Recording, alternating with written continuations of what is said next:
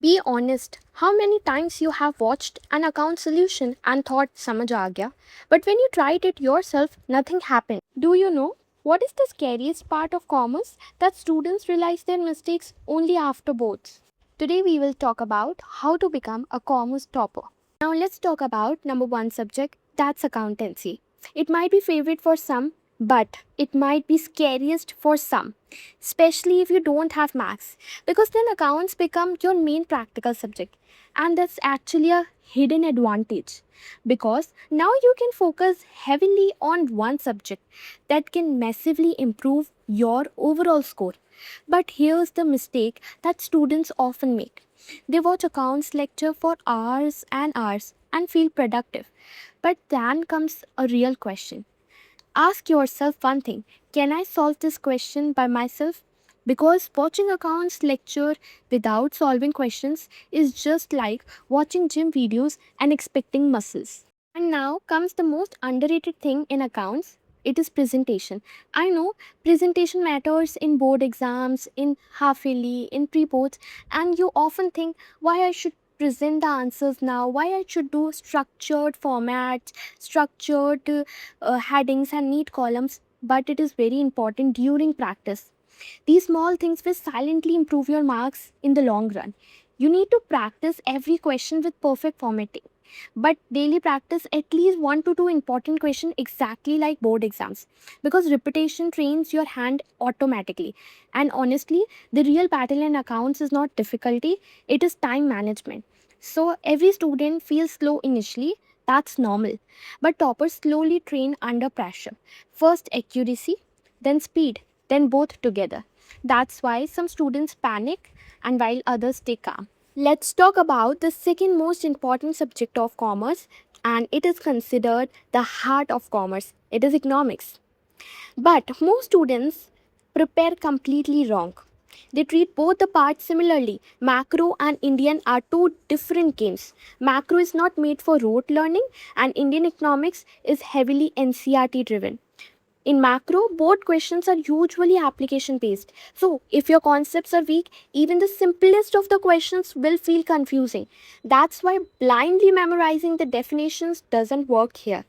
Instead, understand the why behind every concept, why inflation rises, why demand changes national income. Once the logic becomes clear, macro stops feeling scary. In Indian economics, instead of revising full chapters repeatedly, make short mind maps, not fancy aesthetic ones, only the simple revision maps. And the best trick which helped me a lot, that was timelines, because the brain remembers stories better than the isolated years. So instead of cramming dates randomly, turn the chapter into a sequence of events, and here the revision becomes much faster. Third most important subject, which is very obvious, business studies. It is the most underestimated subject in commerce because most of the people think I will manage this subject in last, and later the syllabus started looking huge. But honestly, it is one of the scoring subject in commerce. And unlike accounts, you don't always need endless lectures. Self-study works surprisingly well.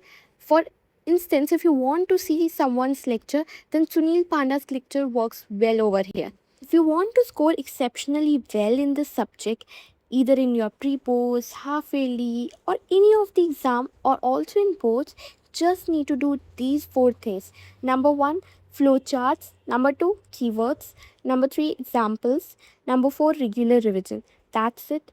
Simple presentation makes answers look topper level. And one more thing, that don't ignore examples. It will make your answers feel real. Now let's talk about the subject students either ignore completely or become overconfident about, and that is English. English is your silent score booster. One very underrated trick is that consume more in English. Watch lectures in English, read answers, listen to English explanations, because language improves through exposure. The more English your brain consumes, the more naturally you start writing better answers. And NCRT back questions matter a lot here. Don't just read one answer, read different answer styles. Slowly, your brain learns how to express the same idea in better ways and in different ways. So, here's is the difference between the average students and the commerce toppers. And honestly, these students don't lack intelligence, they lack systems. So make sure that you are in the list of commerce topper. So if you want to become a commerce topper and prepare smarter than most students around you, subscribe to the channel because this is just the beginning and there's lot more to come.